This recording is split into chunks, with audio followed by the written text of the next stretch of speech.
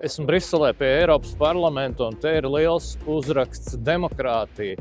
Zīmīgi, ka es esmu dienā, kad Rinkevičs ir atmetis atpakaļ Saeimai Stambulas konvenciju.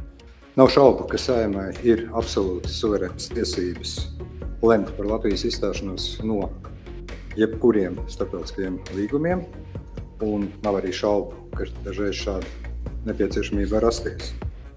Taču tā pašā laikā likums par Latvijas Republikas starptautiskajiem līgumiem paredz, ka ministru kabinets ir tas, kurš nodrošina pieņemto līgumu izpildi. Mēs saprotam demokrātiju ar to, ka valstī notiek tā, kā sabiedrība grib, tā kā cilvēki grib.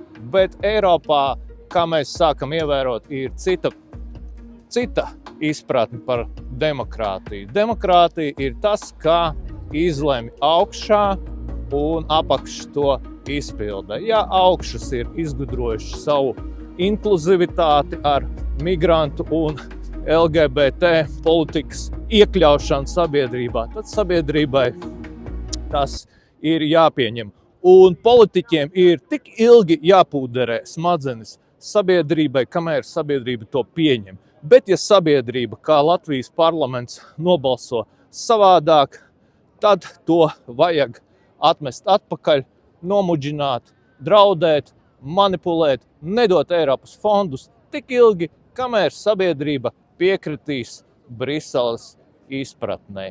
Tāda pagaidām ir šī Eiropa.